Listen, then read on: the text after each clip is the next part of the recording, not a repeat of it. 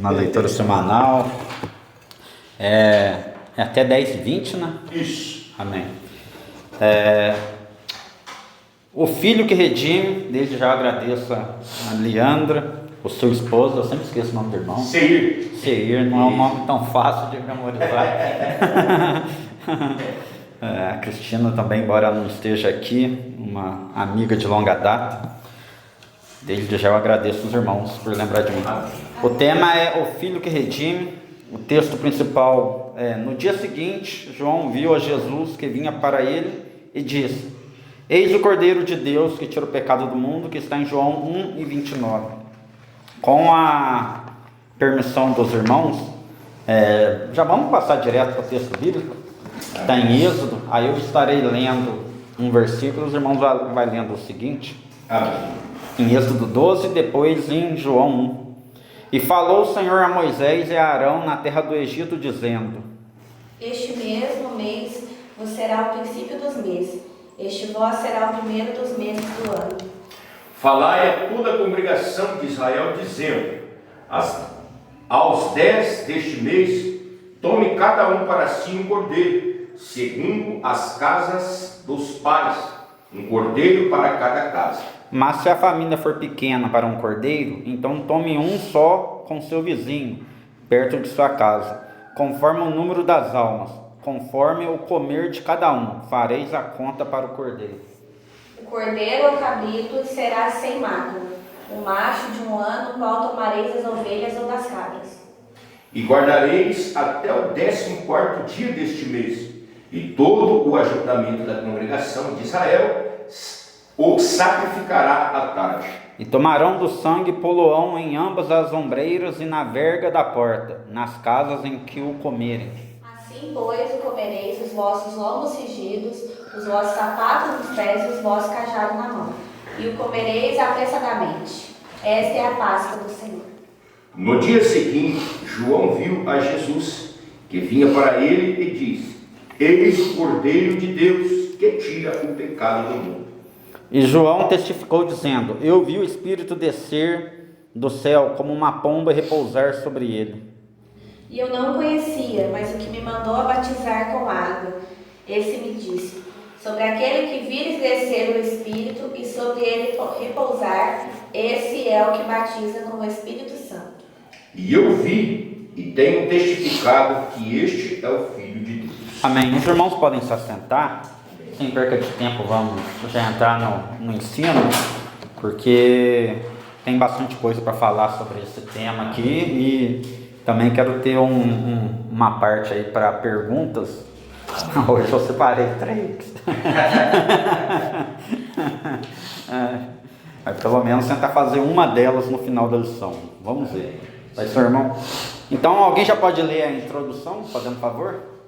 Nessa lição, nosso foco é a centralidade de Jesus Cristo como Cordeiro de Deus que tira o pecado do mundo. Desde o Antigo Testamento, a imagem do Cordeiro Pascual, Êxodo 12, já anunciava um livramento divino, simbolizando a libertação da escravidão e a proteção pelo sangue. Essa tipologia profética se cumpre gloriosamente em Cristo, cujo sacrifício vicário é a única e insuficiente obra para a redenção da humanidade. O sangue de Jesus derramado na cruz aniquila o pecado e estabelece uma reconciliação definitiva com Deus. Ao final, refletiremos sobre o viver como redimidos e reconciliados, desfrutando da plena comunhão com o Pai. Amém. Então, o que a gente vai estudar na lição de hoje? Quais são os 3 tópicos? O primeiro tópico vai falar do Cordeiro Pascal em Êxodo 12. O tópico 2 vai falar do Cordeiro de Deus que tira o pecado do mundo. E o terceiro tópico vai falar sobre nós, os redimidos e reconciliados.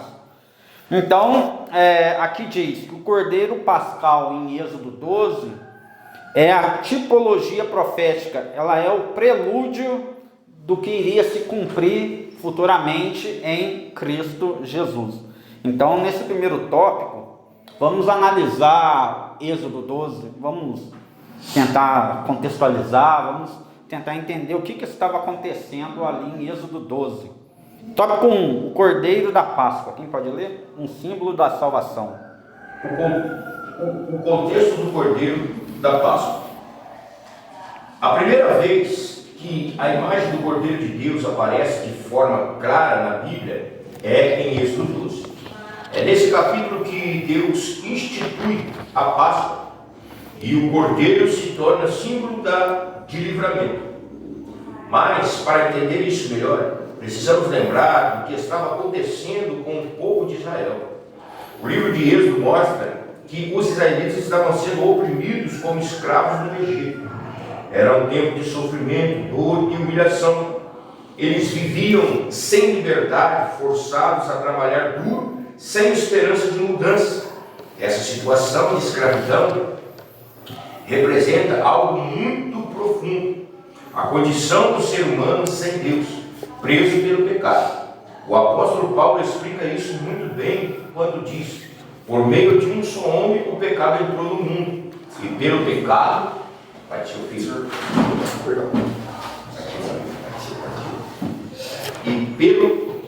por meio de um só homem o pecado entrou no mundo, e pelo pecado a morte.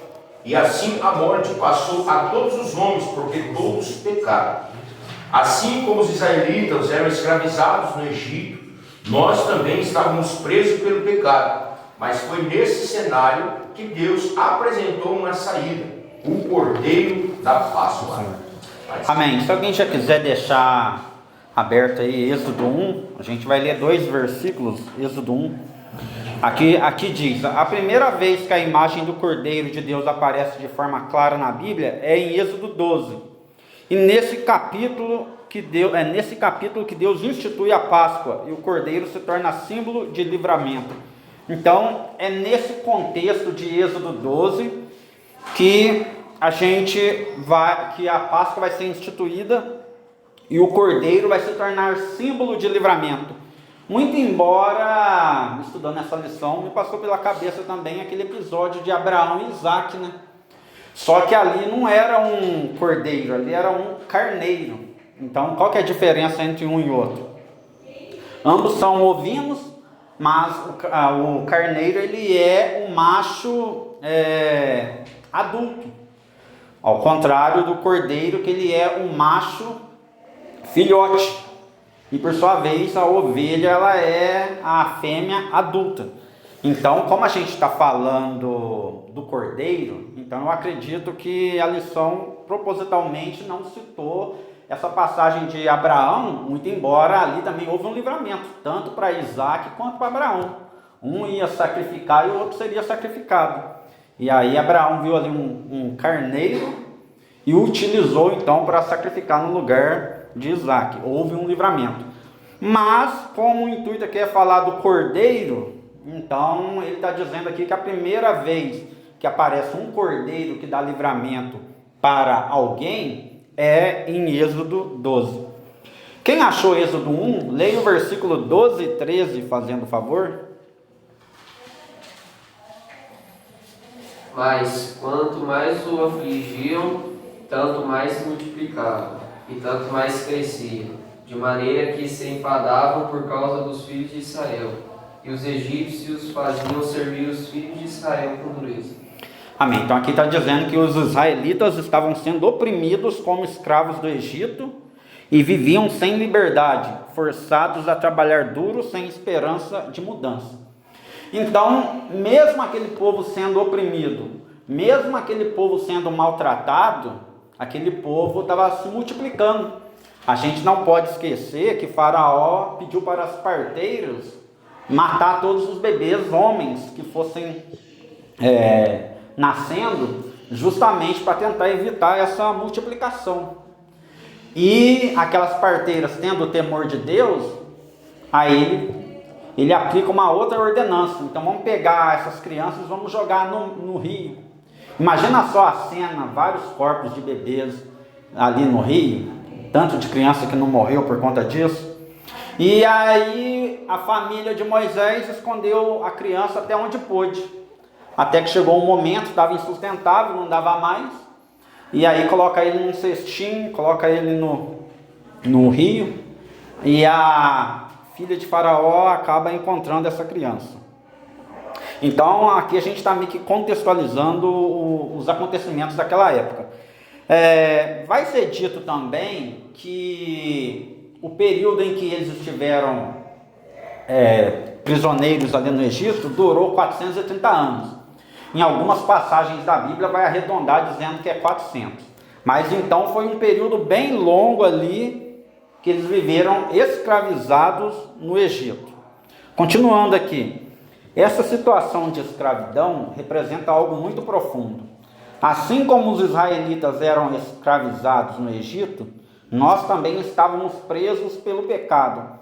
Mas foi nesse cenário que Deus apresentou uma saída, o Cordeiro da Páscoa. Então, irmãos, até mesmo na tribulação, nas lutas, nos problemas do nosso dia a dia, Deus às vezes quer nos ensinar algo, dá para tirar algum ensinamento disso. E aquele povo que ficou mais de 400 anos ali preso, houve um ensinamento para eles. Qual que era o ensinamento? Olha, vocês ficaram escravizados há tanto tempo, mas vai chegar um momento que vai vir um libertador que vai libertar vocês da escravidão do pecado. Olha, vocês hoje vão fazer uso desse cordeiro, mas vai vir alguém que vai vir e vai morrer por todos. O sangue desse homem vai purificar, libertar a todos da escravidão do pecado. Então, mesmo naquela tortura, dá para tirar alguns ensinamentos disso. E era isso que Deus queria mostrar não só para o povo de Israel, mas para toda a humanidade. Amém? Continuando, a instituição da Páscoa. Alguém pode ler? Depois de 400 anos de escravidão no Egito, Deus começou a libertar o povo de Israel.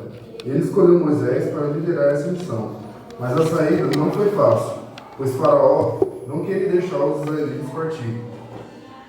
Então Deus enviou várias pragas para confortar o coração endurecido do rei.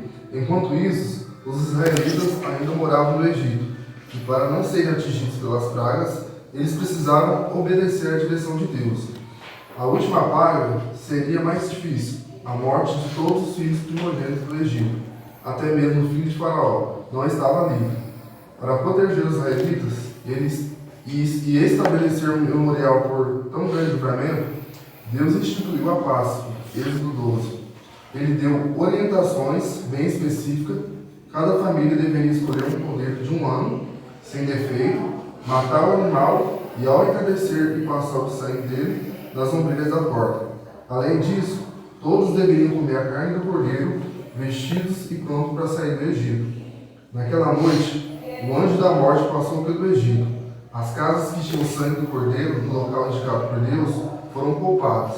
Ninguém morreu ali, mas nas casas egípcias, onde não havia sangue, os primogênitos morreram. Esse livramento marcou a história de Israel. O povo saiu do Egito e celebrou aquele dia como a primeira Páscoa. O cordeiro sem defeito, cujo sangue foi colocado nas ombreiras e na verga da porta, trouxe vida e proteção. Essa é a Páscoa, um lembrete de que o sangue do cordeiro trouxe a libertação. Amém. Alguém já deixa aberto Gênesis 15, que já vamos meditar nessa passagem.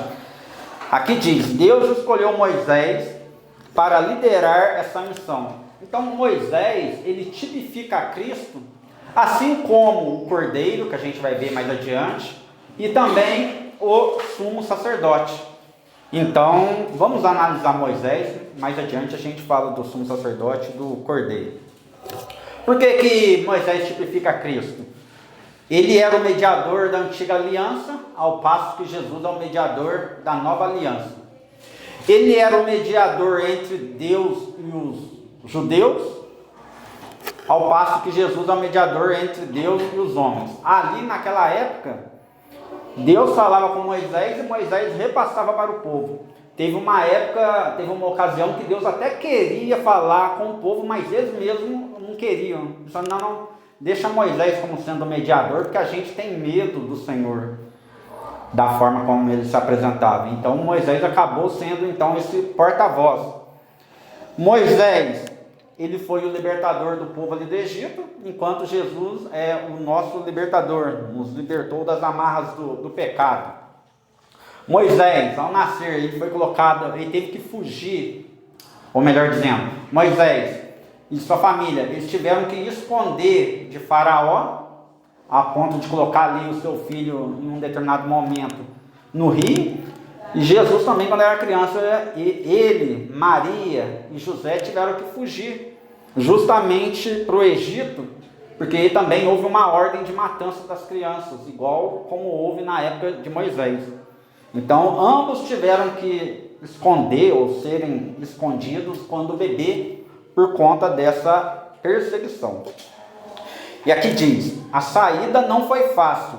Faraó não queria deixar os israelitas partirem. Então Deus enviou várias pragas para confrontar o coração endurecido do rei.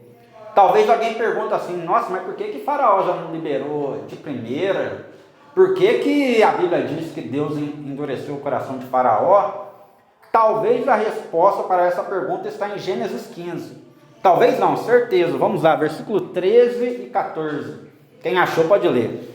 Gênesis 15, versículo 13 e 14. Então lhe foi dito: sabe com certeza que a tua posteridade será peregrina em terra alheia e será reduzida à escravidão e será afligida por 400 anos. Mas também eu julgarei a gente a quem tem de sujeitar-se, e depois sairão com grandes riquezas. Então Deus já estava falando para Moisés: olha, a tua descendência vai chegar um dado momento que vai ser prisioneira de uma nação e vai ficar lá por 400 anos. Mas ai da nação que fazer Israel ser prisioneira. Eu não só vou castigá-la, como também ela vai sair daquele lugar rica, cheio de riquezas. E se a gente parar para observar, quando Israel foi liberado para ir embora, eles não só levaram as coisas que eles possuíam, mas a Bíblia diz, quem quiser depois ler Êxodo completo, o Êxodo capítulo 12 completo em casa, os irmãos vão ver que eles pediam outras coisas para o povo egípcio e eles estavam fornecendo. Por quê? Porque eles queriam que o povo de Israel fosse embora o quanto antes dali. Já não aguentava mais, então liberou e eles iam pedindo as coisas, eles iam entregando. Então estava se cumprindo o que estava escrito ali em Gênesis 15. Eles iam sair dali com muitas riquezas. Continuando. Para proteger os israelitas e estabelecer um memorial por tão grande livramento, Deus instituiu a Páscoa. Então aqui é a origem da Páscoa. E todo ano era para eles fazerem um memorial se recordando disso. A gente vai aprofundar mais daqui a pouco. Eu faço uma pergunta para os irmãos: e qual que é o nosso memorial hoje em dia? Quem pode falar? Quem pode responder? O memorial deles lá era lembrar que saiu do Egito. E o nosso? O que a gente faz todo mês aqui? Isso, na ceia, o nosso memorial é a ceia. O nosso memorial é a ceia. E nessa ceia a gente lembra do sacrifício de Jesus, certo? E lembra também da sua ressurreição. Essa é a nossa Páscoa. Continuando. Eles escolhiam um cordeiro de um ano. Então no dia 10 eles escolhiam um cordeiro de um ano. E no dia 14 eles preparavam esse cordeiro. E aqui diz, o cordeiro tem que ser sem defeito. Não podia ser manco, não tinha que ter problema nenhum, tá? E era para matar o animal ao entardecer. Por que ao entardecer? Porque a morte é passar de noite. Oi? Porque a morte é passar. Isso, exatamente. Mas Jesus ele morreu em qual período do dia? À tarde. Então nada do que está na Bíblia, irmãos, é por acaso. Assim como era para o cordeiro ser morto à tarde, Jesus, a gente bem sabe que ele morreu na parte da tarde, certo? Então, matar o animal ao entardecer e passar o sangue dele nas ombreiras da porta. Todos deveriam comer a carne do cordeiro vestidos e pronto para sair do Egito. Então, eles prepararam o cordeiro, era para estar vestidos, era para comer apressadamente, como a Bíblia diz, já preparado para sair, porque depois que o anjo da morte passasse, o faraó ia dar ali autorização para eles partirem, e não era para ficar ninguém para trás, não era para ninguém ficar enrolando, era para sair às pressas. Não era para deixar ninguém para trás, mas também, por outro lado, a pessoa tinha que cooperar, não era para perder muito tempo. Olha só o que está escrito lá em Êxodo 12, versículo 8. Alguém pode ler? Êxodo 12, 8. E mudou-se dali para a montanha do lado oriental de Betel, armando-lhe sua tenda, tendo Betel... É Êxodo 12? não sei. Êxodo 12. Naquela noite comerão a carne assada no fogo, com pães asmos e ervas amargas a comerão. Irmãos, então qual que era a Páscoa deles? Eles comiam o cordeiro assado, comiam os pães asmos. O que era pães asmos? Alguém quer dizer? Alguém quer falar? Era um pão sem fermento, feito só com água e farinha de trigo. E ervas amargas. Eu acho engraçado que enquanto eles comemoravam a Páscoa comendo ervas amargas, hoje o mundo comemora a Páscoa comendo um chocolate docinho. Enquanto o símbolo da Páscoa era o cordeiro, para o mundo é coelho.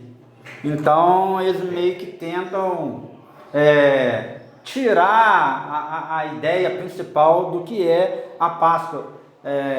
Desconciliar essas duas coisas. Então eu acho muito curioso isso. Aqui diz também, onde não havia sangue nos umbrais da porta, os primogênitos morreram, e essa é a consequência para quem não está coberto com o sangue do cordeiro, é a morte. E não estamos falando aqui de morte física, porque morte física todo mundo vai passar.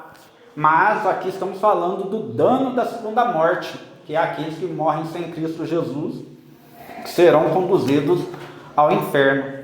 Então aquele que não tinha o sangue do cordeiro nos umbrais da porta, eles iam perder o seu primogênito, iam perder um parente da família, um membro da família.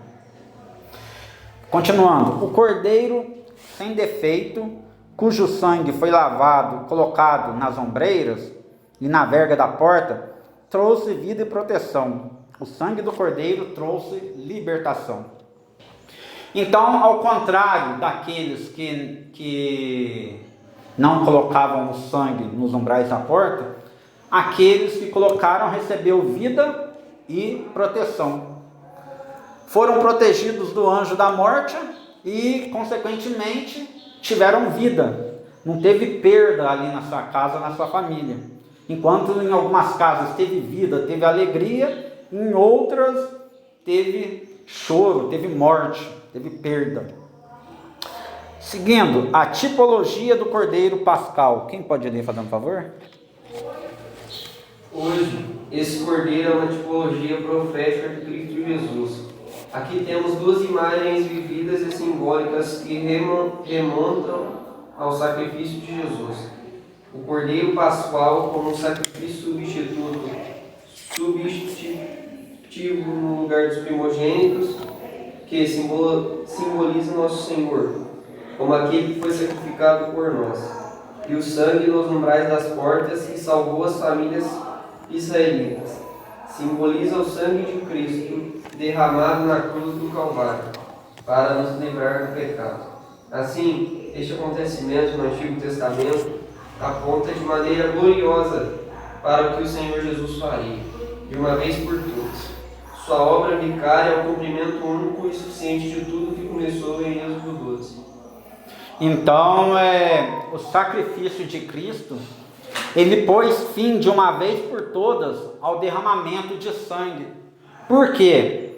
Porque no Antigo Testamento o sumo sacerdote fazia ali o sacrifício de tempos em tempos. Aquele sangue de animal ele não perdurava por muito tempo, não perdurava para sempre. Porém, o sacrifício de Jesus ele foi tão perfeito que não é mais necessário fazer sacrifícios. Não é necessário mais que haja derramamento de sangue. Alguém abre Hebreus 9, 22? Quem achou já pode ler. Hebreus 9, 22.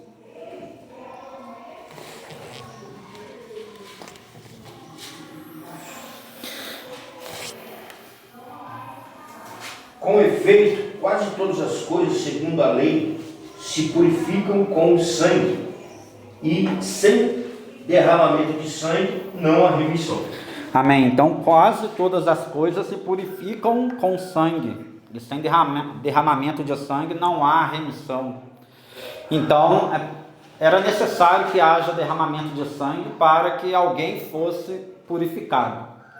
Porém, com a chegada de Jesus, ele, de uma vez por todas, com seu sacrifício perfeito, ele pôs fim a esses rituais. Aqui diz: sua obra vicária é o cumprimento único e suficiente de tudo que ele começou em Êxodo 12. Quero enfatizar aqui as palavras único e suficiente. Foi preciso realizar uma única vez e é suficiente. Não há necessidade de que mais alguém, uma outra pessoa se sacrifique.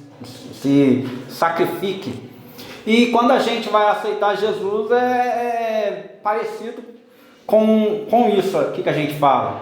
Eu te aceito como o único e suficiente Salvador. Não há necessidade de um outro Salvador. Não há necessidade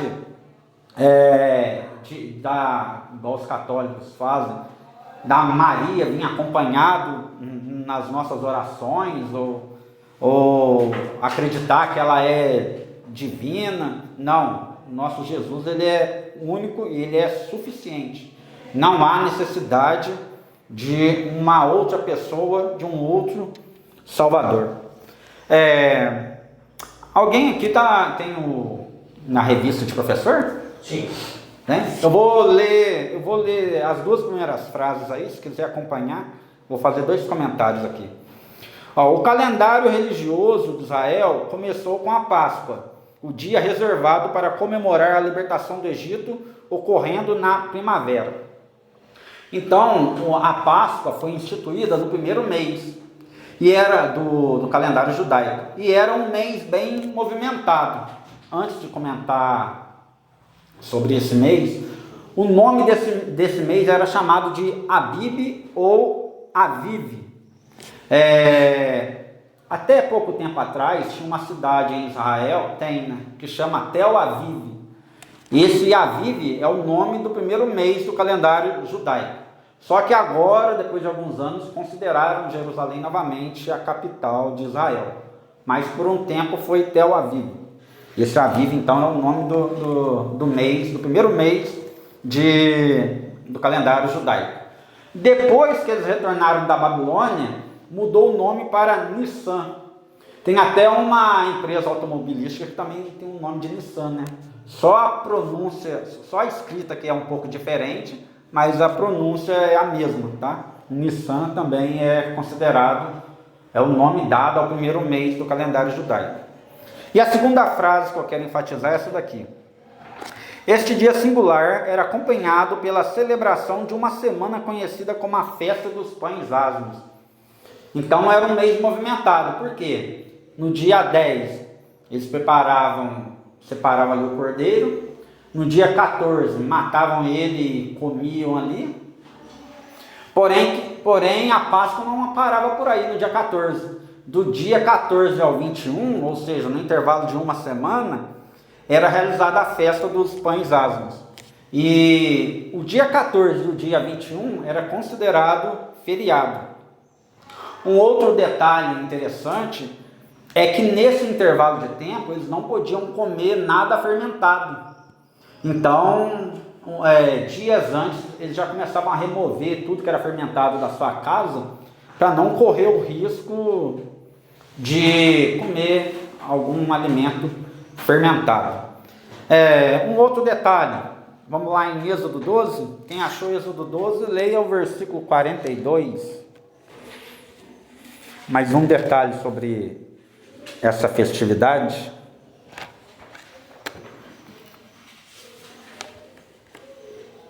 Quem acha, pode ler. Essa noite se observará ao Senhor, porque nela os tirou da terra do Egito, Esta é a noite do Senhor, que devem todos os filhos de Israel comemorar nas suas gerações. Então, aquele dia, lá de Êxodo 12, na verdade aquela noite, foi uma noite longa. Eles ficaram praticamente em vigília, acordados. Estava tendo aquele reboliço todo, porque o anjo da morte estava passando ali, estavam eles aguardando a ordem para sair.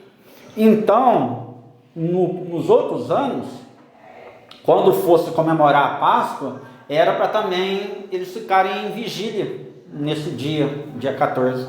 Então, além de tudo isso que eles usavam para alimentar, a forma de proceder, esse dia 14 também, no passar dos anos, era para eles utilizarem para fazerem uma vigília.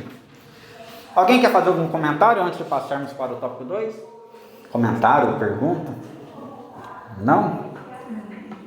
Então vamos lá, tópico 2. Alguém poderia ler? Jesus, o Cordeiro de Deus, que tira o pecado do mundo.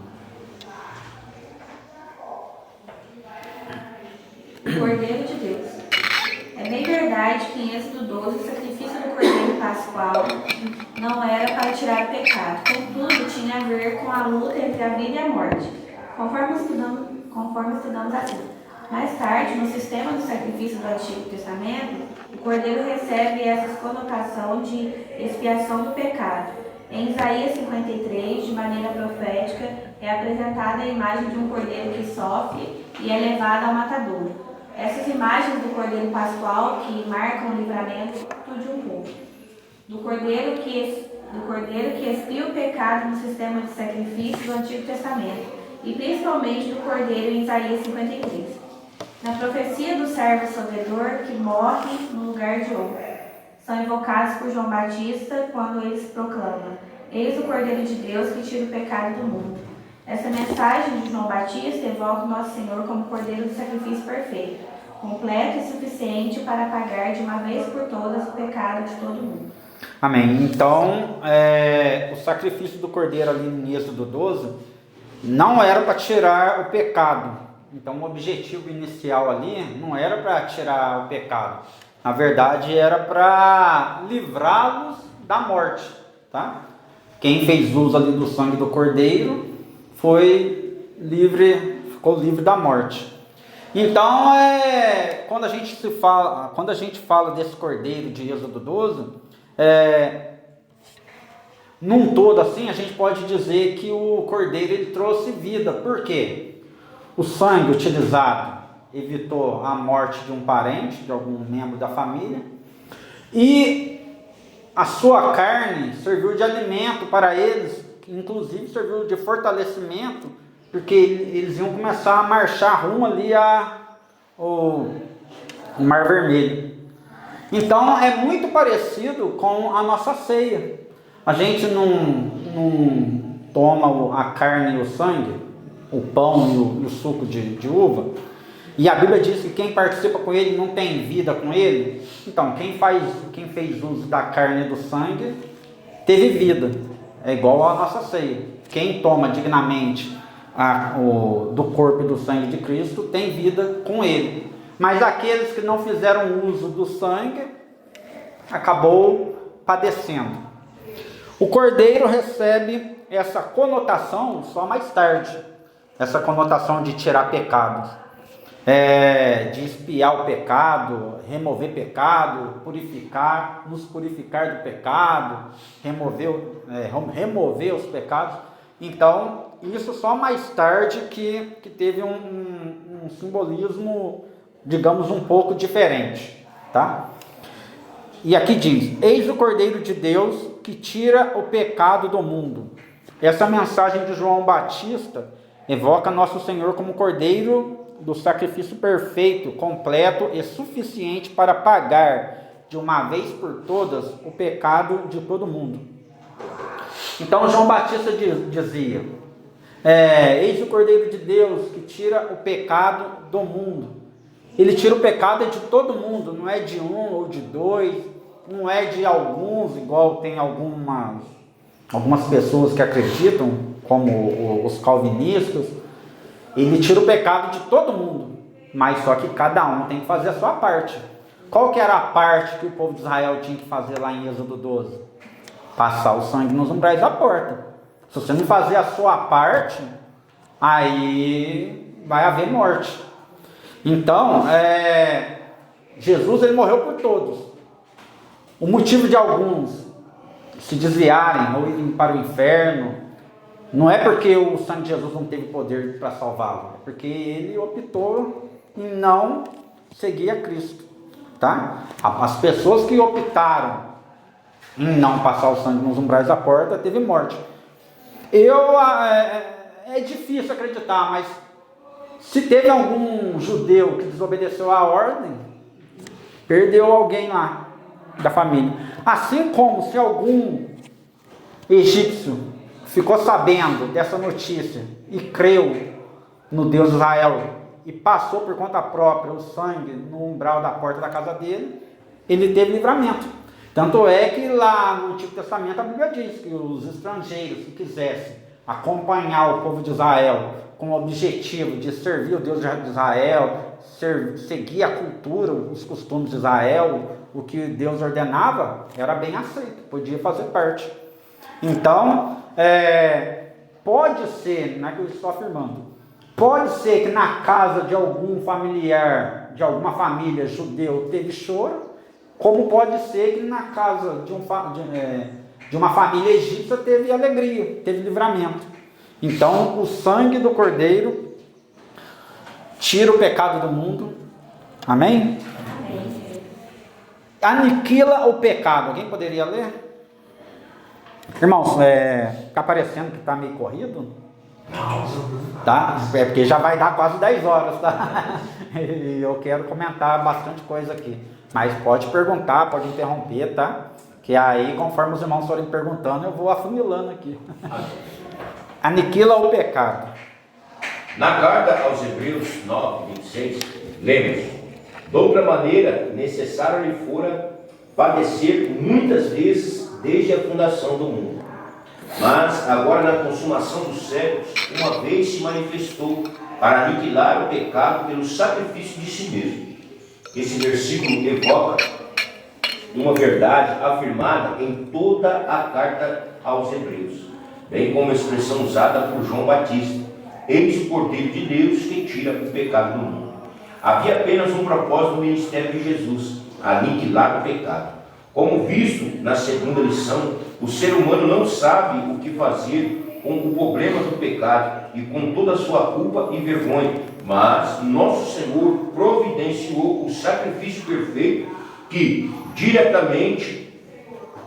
diferentemente dos sacrifícios do Antigo Testamento, soluciona o problema do pecado e remove toda a culpa e vergonha do coração do ser humano pecador. Amém. Irmãos, eu vou pedir para todo mundo abrir Hebreus 9. A gente vai fazer uma leitura aqui e eu vou pedindo para a pessoa ir pausando, que eu quero comentar alguns versículos. Quem puder, se possível, todos abrem Hebreus 9, mas quem puder, leia primeiramente o versículo 11, mas ao finalizar não fecha a Bíblia não, tá? Mas vindo Cristo, o sumo sacerdote dos bens, futuros por um maior e mais perfeito tabernáculo, não feito por mãos, isto é, não desta criação. Amém. Então aqui diz: quando Cristo chegou como sumo sacerdote, eu falei no início da lição aqui, Jesus ele é o Cordeiro, mas ele também é o sumo sacerdote. E tem até um fato curioso que sumo sacerdote só existia um por vez, certo? E só era destituído quando ele morresse. Por que o nosso Jesus ele é o eterno sumo sacerdote? Porque ele nunca vai morrer, ele nunca vai passar. Então ele é o nosso sumo sacerdote. E aqui diz: ele mesmo adentrou o maior e mais perfeito tabernáculo. Enquanto o sumo sacerdote ele adentrava no Santo dos Santos, Jesus ele adentrou num lugar mais perfeito do que o tabernáculo, e esse lugar que ele adentrou não pertence a esta criação. Se os irmãos não sabem do que o autor está se referindo, ele vai responder no versículo 24 e a gente chega lá, tá? Mas aqui ele está falando que Jesus adentrou em algo maior do que o tabernáculo, e esse lugar não é construído por mãos humanas. Versículo 12, pode continuar. Nem por sangue de bodes e bezerros, mas por seu próprio sangue. Entrou uma vez no santuário, havendo efetuado uma eterna redenção. Amém. Então, enquanto o sumo sacerdote ele achegava até a Deus, adentrava no Santo dos Santos com sangue alheio, com sangue de animal, com sangue de terceiros, de bodes e novilhos, Jesus ele ofereceu o seu próprio sangue. Então, Jesus, além de sumo sacerdote, ele também atuou como cordeiro. Ele levou como sumo sacerdote e ofereceu como cordeiro o seu sangue. Pode ler o versículo 13 e 14 agora. Porque se o sangue dos touros e bodes e a cinza de uma novilha esparcida sobre os imundos os santificam, quanto à purificação da carne, quanto mais o sangue de Cristo, pelo Espírito Eterno, se ofereceu a si mesmo, imaculado a Deus, purificará as vossas consciências da obra da morte, das obras mortas, para servirdes ao Deus vivo. Amém. Então, se o sangue de bode e de touro purifica o pecado, mesmo que seja temporário, o que não dirá, o que não será o sangue de Cristo, certo? Que se ofereceu de forma imaculada, ou seja, sem pecado, sem mancha. Pode ler o versículo 15. E por isso é mediador do Novo Testamento, para que intervir na morte para a remissão das transgressões que havia debaixo do Primeiro Testamento. Os chamados recebam a promessa da herança eterna. Amém. Agora vamos pular para o versículo 24. Pode ler o 24. Porque Cristo não entrou no santuário feito por mãos, figura do verdadeiro, porém no mesmo céu, para agora comparecer por nós perante a face de Deus. Então ele adentrou, foi no céu, não foi no Santo dos Santos, não foi ali dentro do tabernáculo, ou no caso na época de Jesus, no templo, e já chegou no Santo dos Santos. Não, ele adentrou aos céus. E aqui diz uma coisa interessante, ó. Ele compara o santuário como uma simples ilustração do que é verdadeiro. Então o tabernáculo era uma ilustração do que é verdadeiro. Ele é uma ilustração do céu, ao passo que Jesus já entrou, foi no próprio céu. Então, o sumo sacerdote entrava em algo que ilustrava o céu, e Jesus entrou no próprio céu, apresentando o seu sangue a Deus, por nós. Pode ler do 25 ao 26 agora. Nem também para si mesmo se oferecer muitas vezes, como o sumo sacerdote cada ano entra no santuário com sangue alheio. De outra maneira, necessário lhe for padecer, muitas vezes desde a fundação do mundo. Mas agora, na consumação dos séculos, uma vez se manifestou, para aniquilar o pecado pelo sacrifício de si mesmo. Então, ao contrário do sumo sacerdote que tinha que entrar anualmente ali, só foi necessário Jesus morrer uma única vez. Por quê? Porque além do sangue de Jesus ter poder, o sumo sacerdote ele levava sangue alheio, de outra pessoa, ao passo que Jesus ele levou o seu próprio sangue, tá? Então aqui tem um diferencial enorme. Então, conforme foi dito anteriormente, Jesus pôs fim de uma vez por todas a esse derramamento de sangue. Amém? Então, para finalizar esse tópico aqui, o sumo sacerdote ele tinha por hábito de se purificar para chegar ali no Santo dos Santos. Jesus ele já é puro, ele já é santo. O cordeiro ele tinha que ser sem defeito, sem mancha. Jesus também, ele era santo, perfeito. Ele não pecou. E então a junção dessas duas coisas estava na pessoa de Jesus.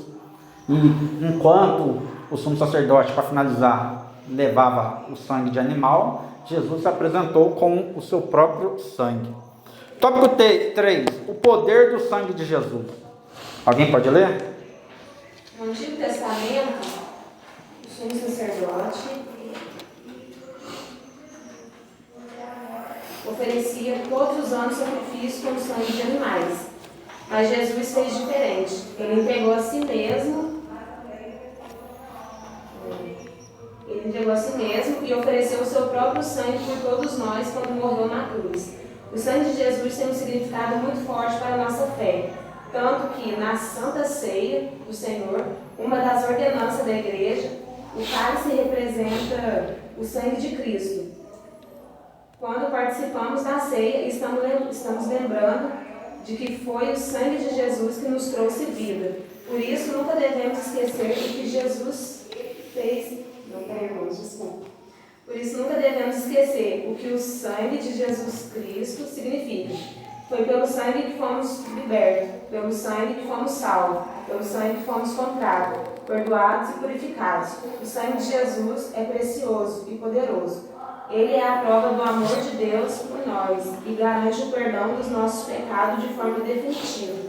Irmãos, aqui a gente já falou sobre quase tudo aqui, sobre a ceia, sobre o sacrifício, que aquele sangue era temporário. Eu quero só fazer um comentário em cima desse tópico. Quem já não ouviu aquela expressão bode expiatório? Quem já ouviu essa expressão? Essa frase bode expiatório, esse ditado, ela tem uma origem dela é bíblica. A origem dela é bíblica. Quando eu digo assim, fulano foi usado como bode expiatório, o que isso quer dizer primeiramente? Que aquela pessoa levou a culpa pelos outros. Fulano foi usado como bode expiatório, ou seja, pegamos alguém aqui, entregamos às autoridades para abafar o caso e os demais saíram ilesos. Por exemplo, o Tiradentes, na Inconfidência Mineira, ele foi usado como bode expiatório. Diz por aí que, como ele era o mais pobre do bando, aí entregaram a cabeça dele, literalmente, para que pusesse fim naquele assunto, naquela questão, tá? Então entregaram um e os outros saíram ilesos. Agora, na Bíblia, quando fala de bode expiatório, eu não sei se os irmãos recordam, mas havia um ritual que eles pegavam, o povo de Israel pegava 2 bodes, fazia um sorteio, um ia ser sacrificado a Deus e o outro eles iam impor as mãos sobre o bode como se estivesse transmitindo o pecado de Israel para aquele bode. E aquele bode depois iria ser solto no deserto. Era como se ele estivesse levando as culpas, os pecados do povo de Israel. E provavelmente, com certeza, em algum momento aquele bode iria morrer no deserto.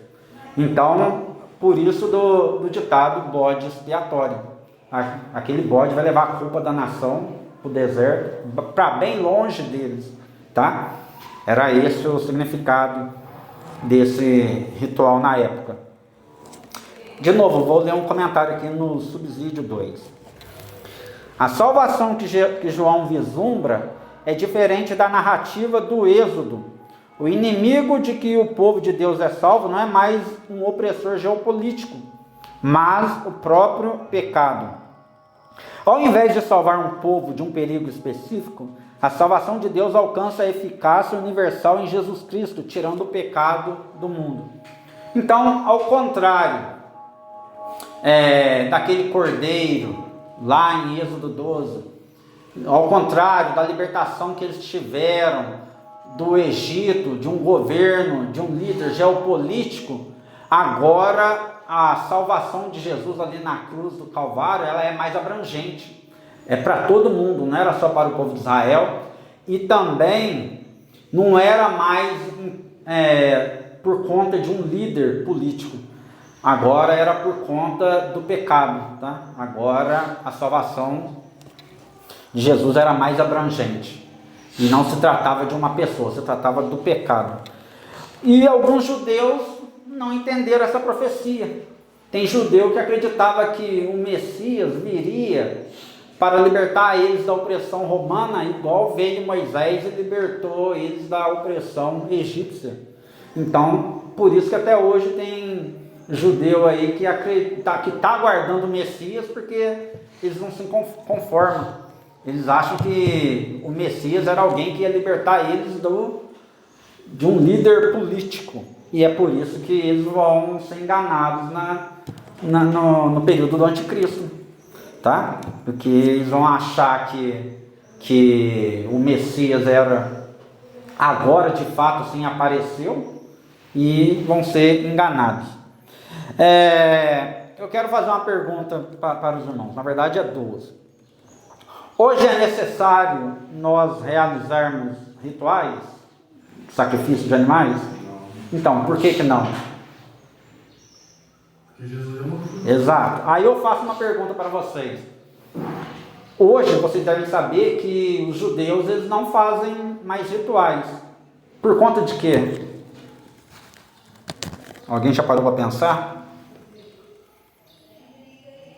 Por que será que eles não sacrificam mais animais? Será que eles creem no sacrifício de Jesus? É por essa razão? Os judeus do judaísmo, quando eu digo judeus, é do judaísmo. Os judaizantes, eles acreditam em Jesus? Na questão do terceiro templo? Exatamente. Eles não realizam sacrifício, não é porque eles acreditam no sacrifício de Jesus. É porque só pode realizar o ritual no templo. E o templo está destruído. E pior, no lugar do templo tem uma mesquita lá chamada de Domo da Rocha, que é o templo sagrado dos islâmicos. Então, aí tem dois problemas. Não está só derrubado o templo. O problema é que os islâmicos construíram o templo deles lá. Então, olha para você ver como é interessante. Dois povos deixaram de realizar sacrifícios. Só que é por isso que o nosso Deus, ele entende, conhece o coração de todo mundo, as intenções de todo mundo. Um parou de fazer sacrifício pelo motivo certo e o outro pelo motivo errado. Um parou porque reconhece que o sacrifício de Jesus é suficiente, enquanto que o outro só parou porque o espaço ali foi tomado. Então, olha para você ver que interessante, tá? Por isso que o nosso Deus, ele conhece as nossas intenções. As intenções deles são por motivos errados. E o curioso é que isso já deveria servir de sinal para eles ver que o Messias já veio. Mas não, só porque um templo feito por mãos humanas foi derrubado, então vamos cessar o ritual. Já ao nosso lado, nós paramos, não é porque um templo físico foi derrubado, mas é porque Jesus já fez o sacrifício perfeito. Aqui diz, Isaías 53, diz que ele foi oprimido, mas não abriu a boca. Alguém abre João 19:9?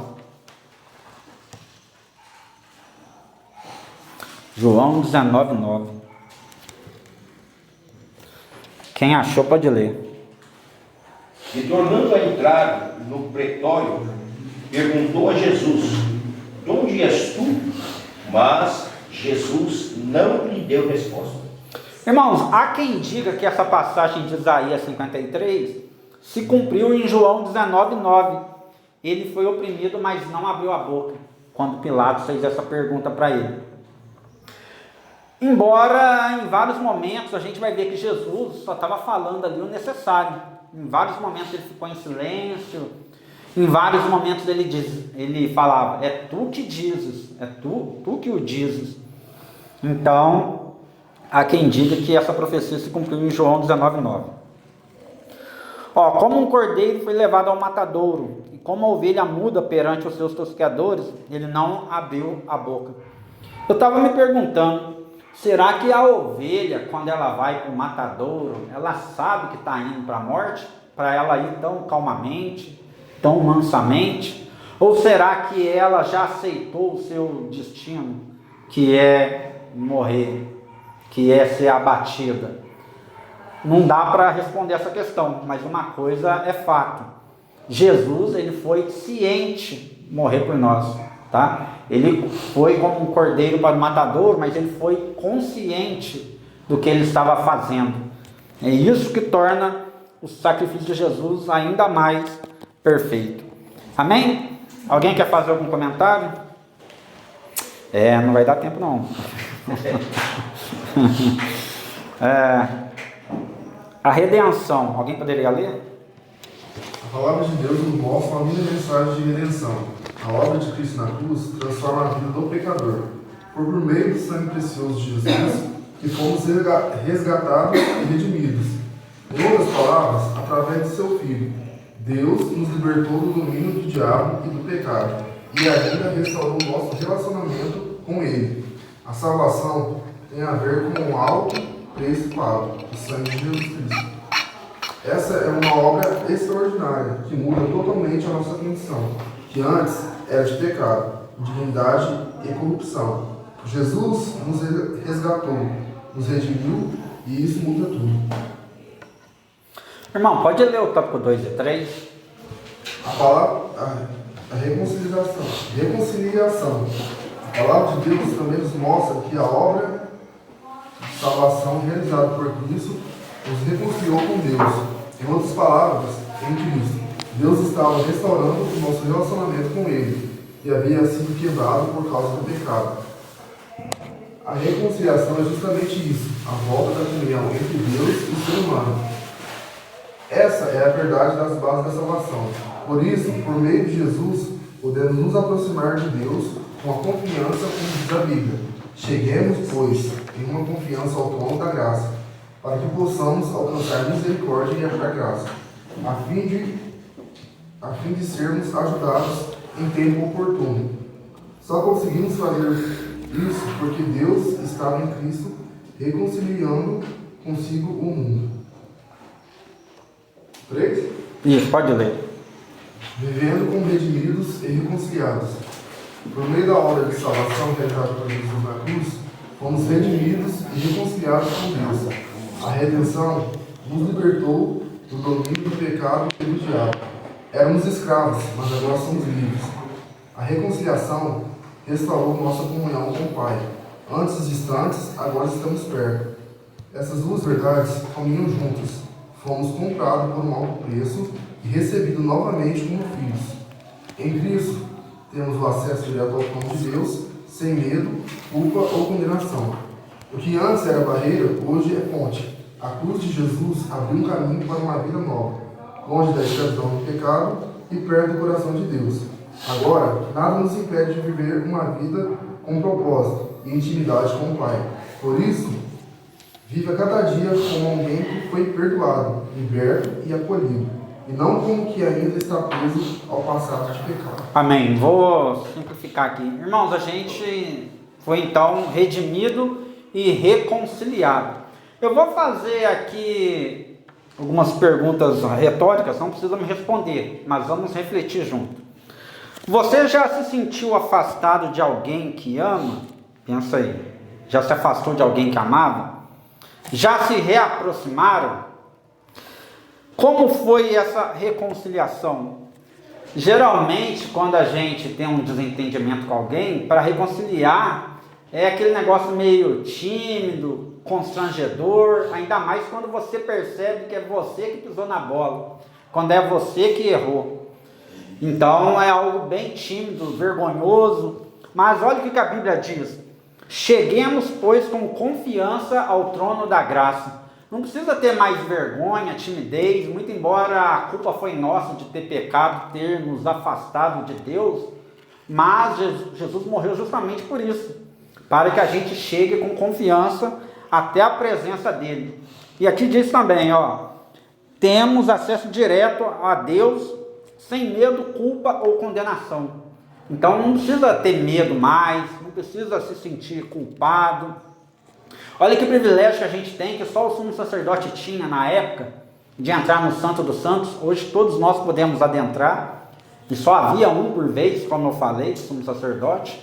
E assim mesmo ele entrava com certo medo, com certo receio, a ponto de ser necessário colocar cordas em volta dele, na sua cintura, Porque caso desse alguma coisa errada, ele não tivesse se purificado corretamente e ele fosse fulminado, eles puxavam o sumo sacerdote de volta para fora. Mas a gente não precisa ter esse medo, a gente pode chegar até a presença dele sem culpa. E aqui diz que hoje Jesus é a ponte entre nós e Deus. Ele é o elo entre nós e Deus. Ele é a aliança entre nós e Deus. Ele é o mediador entre nós e Deus. Ele é o caminho para chegar até a Deus. E aqui vai terminar dizendo que muitas das vezes as pessoas têm dificuldades em esquecer o passado. Às vezes o próprio Deus já esqueceu e a pessoa fica martelando aquilo na cabeça. Ah, mas eu fui isso, eu fui aquilo. Não, a menos que você vai utilizar para contar testemunho do que você era e agora é, você não precisa ficar se remoendo por conta do seu passado. Deus, ele perdoa todos os pecados. Irmãos, eu tenho mais alguns comentários para fazer aqui, mas eu vou passar para a parte da pergunta. Se der tempo eu volto, se não der, a gente encerra por aqui, porque eu quero fazer 3 perguntas aqui. Eu considero uma fácil, uma média e uma difícil. Vou começar da mais difícil primeiro, tá? Começar de trás para frente. Por que é mais difícil? Porque nem foi citado aqui na lição, tá? Mas tem a ver com o assunto, tá bom? Vamos lá, na primeira. A gente estudou aqui que a Páscoa era realizada no 14º dia do primeiro mês, certo? Até aqui tudo bem? A Páscoa era realizada no 14º dia do primeiro mês. A pergunta que eu faço é: em qual reinado se fez necessário comemorar a Páscoa no dia 14 do segundo mês e não no dia 14 do primeiro mês? Vai ser difícil essa. Mas em qual reinado que foi necessário, se fez necessário comemorar a Páscoa no dia 14 do segundo mês e não no dia 14 do primeiro mês? Me confundo essa pergunta. Qual reinado? Qual rei? Qual Se quiser chutar um rei aí, pode chutar. Não. Não, estou falando do rei de Israel. Do rei de Israel, tá?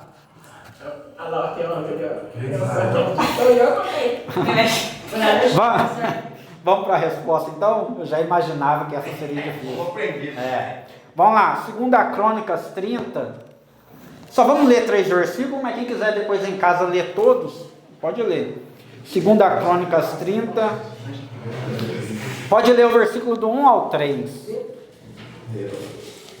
Primeira Crônicas? 2 Crônicas. Depois disso, Ezequias enviou por todo Israel e Judá, e escreveu também cartas a Efraim e Manassés, que viesse à casa do Senhor a Jerusalém, para celebrarem a Páscoa ao Senhor Deus de Israel. É 1, 2, 3? Porque o rei tivera conselho com os seus maiorais e com toda a congregação em Jerusalém para celebrarem a Páscoa no segundo mês, porquanto no mesmo tempo não a pudera celebrar, porque não tinham santificado bastante sacerdotes e o povo se não tinha juntado em Jerusalém. Amém. O pai desse rei Ezequias era Acaz, e ele era muito ruim, muito mau. Então ele não se importava muito com as coisas do Senhor. Quando o rei Ezequias assume o trono, aí até ele santificar sacerdotes e levitas levou muito tempo. Então passou esse período da Páscoa. Mas só que como ele era um homem muito temente a Deus, então ele vai dizer assim: nesse ano vamos comemorar então no segundo mês. E daí então deu tempo de preparar tudo, tá? Até vai dizer aqui que os números, a quantidade de pessoas corrompidas no sumo sacerdócio era maior do que os levitas. Tanto é que nesse ano os levitas também tiveram que fazer serviço de sumo sacerdote, tá? Aí os irmãos lêem depois esse capítulo todo. Vamos lá para a segunda pergunta. A segunda também não comentamos não. Mas devido ao fato da gente falar de João Batista, que diz: eis aí o Cordeiro de Deus que tira o pecado do mundo, então a pergunta é embasada em cima dessa frase, tá? Ó, qual apóstolo, se é apóstolo, já dá uma funilada boa aí. Qual apóstolo foi discípulo de João Batista e depois de Jesus? Não. Vou repetir a pergunta. Qual apóstolo que era discípulo de João Batista e depois passou a ser discípulo de Jesus? Felipe? Tiago?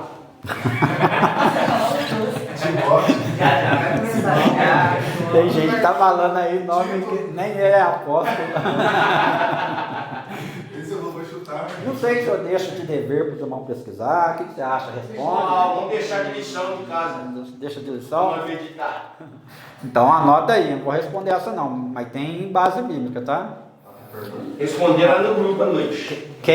Se o irmão depois quiser a referência, eu te dou, tá? Me chama. Não fala pra ele também não. Não, depois, se vocês tiverem discutido. Eu não vou passar isso. Ele vai pesquisar na internet, não. Vou repetir a pergunta. Quem era apóstolo de João Batista? E quando João Batista diz assim, eis aí o Cordeiro de Deus que tira o pecado do mundo, ele passou a seguir Jesus depois disso, tá? Não fala, não. Não fala. Fala um aí, que todo mundo já chutou? Eu sei. Tá. Eu sei, por causa da série. Na série mostra certinho. Nasce. Mostra, gente. Olha que João Batista apresenta. Mostra certinho. Você não quer arriscar, não? Tá. Não. Não, mas você já falou mais de um, agora deixa. Não, Senão daqui a pouco você vai falar. Naquele fala assim, eu te conheço. Mostra. Eu deixei a mais fácil por último. Essa valendo caixa de bombom, tá? Mas quem souber, levanta a mão. Não sai respondendo não, tá? Não, se errou, não vai ter outra chance não. Aí, vamos lá. Quais são os alimentos consumidos na Páscoa, na ótica dos judeus, de nós cristãos e dos ímpios? Carneiro com sem fermento e erva amarga. Beleza, é dos judeus. E nós? Nós? É o pão, não é? Pô, mas vocês vão responder em conjunto, então vai ter que repartir o prêmio. Peraí. Não, é ele. Ele falou a parte dele. Ele já falou, ué. Não, é três povos numa pergunta só. O pão, não é? Então, mas peraí. Vocês vão responder em conjunto? Não, ele falou 3. É Mas- o alimento que faz parte do. Não, peraí, vou repetir a pergunta. Não, os alimentos ele falou dos 3, agora volta o nosso, ele não falou, ele falou 2, não foi? Não, ele falou de um povo. Falta 2 povos. Aí, ó, para 2 povos, né? Vamos lá. Então vamos lá, vocês repartem o prêmio. Daniel sabe. Vamos lá, dos judeus, quais são os alimentos que o irmão falou? Qual que é o nome dele? Pão sem fermento, ervas amargas e carne assada. Exatamente. Agora vamos lá, o nosso, qual que é? Ele fala. Não, fala você começa. Mas você. Exatamente. Ah, e aí vocês 3 dividem então. E qual que é dos ímpios? É o coelho e o chocolate. Mas é que coelho não é alimento, né?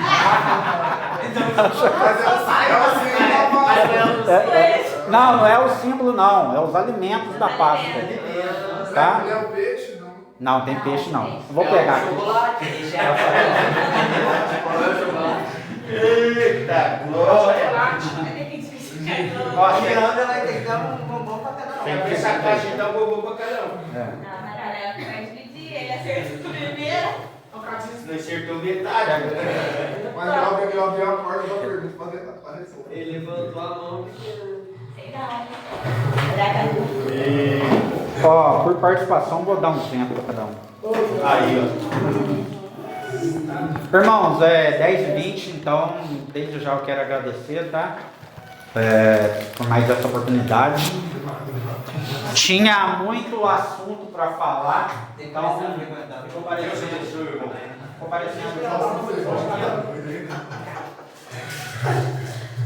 Pode, agora fala quem que era o discípulo. Mas aí vocês não vão pesquisar. ó. Pra pesquisar, né? Não, se quiser eu falo. Não, vai divulgar no celular. É, o apóstolo. Não. O que você acha? Quer que fale ou comento? Pode falar, então. Eu acho que eu sei quem é. Quem é? Então fala aí, valendo mais um tempo. Falou Felipe, não, né? Ele Não, falou. ele já falou, Lucas. Não. Quer falar, Leandro? Você não lembra, velho? Dá certo. Ele pega e Então vamos lá. Eu tentei dar uma rápida pesquisada. Pô, mas a dica é um dos apóstolos. Apóstolo só tem 12. Vamos lá. Não tem. Nos deu Não, Paulinho, aí entra fácil, pesquisar na internet. Na Bíblia eu Nos gosto. deu um tempinho, hein? Nada de terminar, hein? Oh, já é 10h22. Vou ler Pode aqui. citar. Então vai lá. É André aí, vai ganhar. Lê aí, João 1, 35 ao 40. Vai lendo enquanto eu pego. Nossa, ninguém pensava no André. É o André. Que é isso? Na hora lá ele fala assim, André, eu te conheço. Eu já vou te devolver, tá, irmão? Um minutinho. João 1, 35 e 40. Não sabia que o André não. André. Não, ela Falou já. Falou? Ela falou. No dia seguinte, João estava outra vez ali, e 2 dos seus discípulos. Agora o 40? Não, até o 40.